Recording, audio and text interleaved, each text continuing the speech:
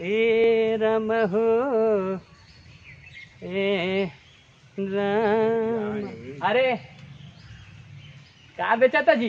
जी का बेचता? चूड़ी उड़ी बेचता नहीं का? माने हम चूड़ी बेचे वाला लागत तनी। अरे महाराज भारी रौलक कपड़ा लाता बाटे में, कपड़ा लाता नु बाटे। कहाँ जाता नहीं ने? जा तनी अभी तनी है बर बियाह के चक्कर में बानी। अच्छा बियाह शादी में? बियाह शादी के चक्कर में बानी। अच्छा रौरा उहे नो है हौ लड़किया 15-15 साल के खोजे आई रहनी, दूगो लड़का बा। रउआ कैसे पता? अरे हाँ पहचानी, बतैले रहनी। रउए बतौले रहनी। बतौलिया भाग रहे बाग ना महाराज। बतैले हाँ रहनी। हाँ बता ये सुनी ना। हाँ। तब रउआ भेटाइए गई है। एने कहाँ? एने हम जाते तनी एगो अब तो कुल बेटियन के बियाह तो कलन तो मान ली कि अब हाँ। लड़को तो बारे सब। हाँ हाँ हाँ हाँ। आज लड़की देखी लड़की देखे जाता नहीं। सुनी ना है? ये जी कुछ बात करें तो लोग देख ली। हाँ चले होने हमरा कहीं बताए। बताएं आई। अच्छा भइल रउआ बेटा गई। हमरा के बताएं कि कहाँ देखे जाता नहीं। आय। हाँ बताओ तनी। हो हमरा तक बहुत खुशी भइल रउआ बेटा गई। हमरा जानते नहीं मन ना लागत रहल। हाँ। केहू आवते ना लगन पता खत्म हो गई है तो हम जानते बानी हम केहू के शिकायत करे नहीं। ना ना शिकायत के रउआ आय, बहुत अच्छा आय, बता दे हमरा आय। कि ना ठीक बाटे। चल चल आई आई बैठिए जी, उन्हें बरखा होता है जानते बानी। बहुत बरखा होके लागल है बाबू। तरा और बेटिए संगे बियाह हो गई। बेटिए का तो बियाह में हम बिलाइल बनी। अच्छा अरे एगो बेटिए के बियाह रहे तो भगवान सब अच्छा से करा देले। आ ओकरा बाद जौन बा दूसरकी के जानते बनी बांगारा। हाँ हाँ हाँ। अच्छा बांगरा कोई नहीं? बांगारा कोई नहीं। आ तीसरकी जौन बनू उ पढ़त रहे। अच्छा तो कहलस कि हम देहात में बियाह ना करे। हाँ नहीं से कर। हाँ तो ओकरा के हम टाउने में सेट कर देनी। सेट कर देनी। अच्छा अच्छा। हैं छापारा। अच्छा छापरा कोई नहीं है? भगवान बाजार में अपन घर उर सब लइकवा लइकवा के हाँ। दवाई के बिजनेस उजनेस बात है। तो अभी रहुआ तो ये अब ही जौन बा कि अब बुझे कि चौथी खातिर लइकवा खातिर नु है। अब लइकवा खातिर नु। हाँ चौथा। हाँ चौथा लइकवा खातिर। चौथा लइकवा खातिर हाँ हाँ। वह बुझे कि चौथा लइकवा खातिर जौन बा कि लड़की देखे के अब बात बा। ओ लड़की देखे जाते हैं? लड़की देखे जाते नहीं। कहाँ जाते नहीं? ए भुअरू नहीं खान। अच्छा हाँ भुअरू। भुअर भुअर बाबू भुअर बाबू। भुअर बाबू। हाँ, हाँ, हाँ। अच्छा हाँ वहाँ उनके की यहाँ जानते नहीं। वहाँ लड़की देखे। अरे बाप रे बाप ई बात एक नंबर बाड़े सही पैसा कमैले बा। ओ हाँ भुअर बाबू हाँ हाँ हाँ हाँ। पैसा कमा के आई मकान बनौले बा बिल्डिंग की। मैंने बुझ जाई कि हम ए जवाब में हमारा तो ऐसा बिल्डिंग ना लौकल। अच्छा अच्छा अच्छा बुझनी कि ना। तो उनकर बेटिया देखे जाते नहीं? उनके बेटी ही है। हाँ हाँ वो 1 महीना पहले भागा रहे हुए नु जी? आ गई है शायद। के हाँ अरे भुअर बाबू के बेटिया भागो रहे। कौन भुअर? वो भुअर ना हुई है। अरे महाराज भुअरे बाबू यहाँ जाते नहीं? हाँ भुअर बाबू की यहाँ। तो उनकर बेटी भागो रहे तो उ शायद आ गई भी 1 हफ्ता। उनकर बेटी भागल रहे। बे महाराज भागो रहे जानते नहीं। अब की बार अगर भारत सरकार पासपोर्ट खाली दे दिल रही नु पासपोर्ट लड़किया के हाँ। तो अब फिर गोल्ड मेडल लेके नु आइल हो। हाँ। 2 गो आई रहे, एगो रवि चोपड़ा के हाँ। आ एगो भागे में इनकरा के। भागे में एकरा गोल्ड मेडल मिल रही थी। इतना भागे ले इतना भागे ले मैंने बेर बेर भागत या का। अरे देखिए अब हम तो शिकायत ना करे। आय? हमरा मुंह से शिकायत ना होई केहू के जन्नी। आ हमरा का ले दो बात केहू से है, लेकिन रउरा के बताए तनी ई लेके तीसरा बार भागल बिया। बाबू ई भुअर बाबू जौन हम जात नहीं देखे उनके की हत्या को कहते नहीं। इतना चिहा देखिए पहले तो चिहाई मोर भुअर बाबू के बेटी भागल भागल भागल बेटी का भागल। देखिए हमारे मुंह मत खुलवाई। हाँ, हाँ। हम मान ली हम आदमी हम लोग कहेला कि शिकायत करेला ना ना गांव के बहरी बैठल रहेला देखी। शिकायत करला बियाह काटेला, लेकिन हम बियाह नहीं काटे। बियाह नहीं थे काटे के बाद रउआ खातिर रउआ हमरा कति भगवान बाटी। तो केहू के जीवन के सवाल बाटे हमरा बेटा के जीवन के अब सवाल बात बाटे। सुनी। अभी ओकर बेटी भागल भागल बेटी भागल रहती है।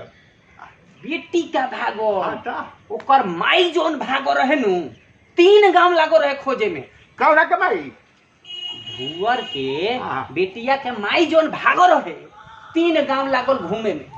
खोजत खोजत 3 गांव 15 दिन बाद मिलली। ए महाराज सुनी ना बतिया महाराज भुअर के बेटी के माई माने भुअरे बनू। भूअर बो अत देखियो अब हम ये हमार मुंह मत खोलवाई, हम बोले के नहीं चाहत। ए भाई भुअरो में भागल रही। अरे भूअर बो भागो रली ऐसा चिहा सुनी ना कर तो कहाँ पकड़ाई इतना चिहाई मत। अब एगो बात सुनी, हाँ ऐसे कहते भूअर बो भागो रली भूअर बो। अब देखियो हम तो मान ली केहू के शिकायत ना करे, ना, गांव जवार के बात बावे। ना शिकायत कहे के करब भुअर बो भगवान पर की आदमी सुनी, बनी। भूअर बो के हाँ। माई यानी लड़किया के नानी अरे माई ओह जमाना में भागो रहे।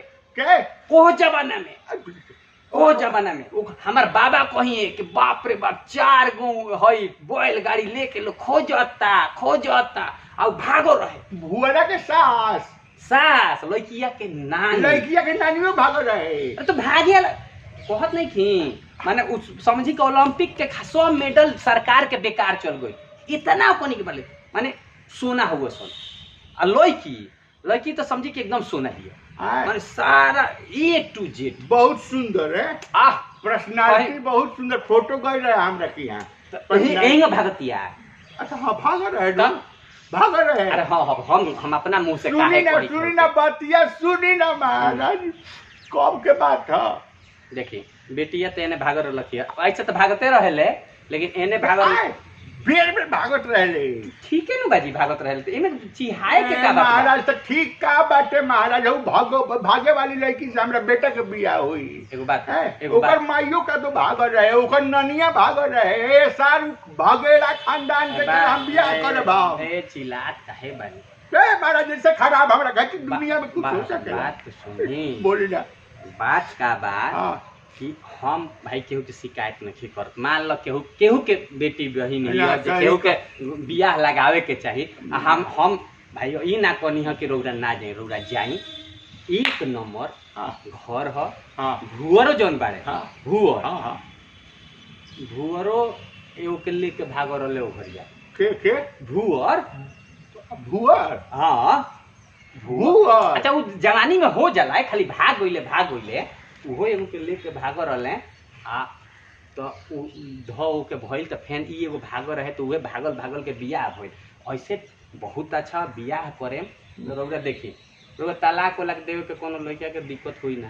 अच्छा मान ली भागले रही तो रौरा एक टाइम के खर्ची बची न घर में। ए महाराज तो हम वही खातिर बियाह करब जो हरामजादी भागले रही तो हम बियाह काहे के करब साला। जब लड़का के बाप भगोड़ा माई भगोड़ा लड़की भगोड़ा ओकर नानी ले भगोड़ा ए हरामजादा। कितना अच्छा बा रौरा की माने भागल खानदान मिलत आवे ओलंपिक विजेता। महाराज रउआ का कहतनी मला रउआ बुझाता रउआ का कहतनी। रउआ कहतनी ओलंपिक का विजेता गोल्ड मेडल कहतनी कि सबे भाग गइला भगोड़ा हम सब हम कहतनी कि बियाह करी। अरे तो लड़की देखी ना लड़की 1 नंबर बियाह घर तो कहतनी ओकर घर। अरे चले ओकर घर से हम बियाह करब देवाल से। आए ए हराम जाने के थूक दे।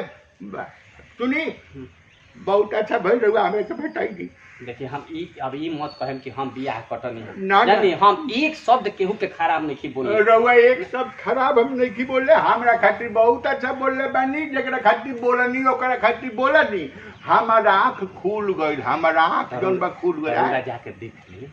ए महाराज फिर कहाँ जाके देख ली। देख लेम तो का हो जाए। छोड़ी ना महाराज अब का देख ली। वो हरामजादा की थूके ना जाए सारे का हम कहीं महाराज रउआ गाँव के बात है।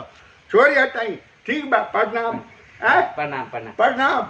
महाराज कहीं क्या हम का भगवान बताइए बूढ़वा के का हो गई अरे इतना भागत आवे। ए जी सुनी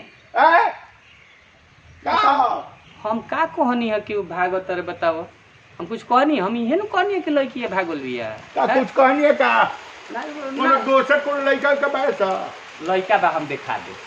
काल हाई रउगा के एगो लड़का दिखाओ। लड़का ना लड़की। अच्छा लड़की। हाँ अच्छा काल हाई हम दिखाओ।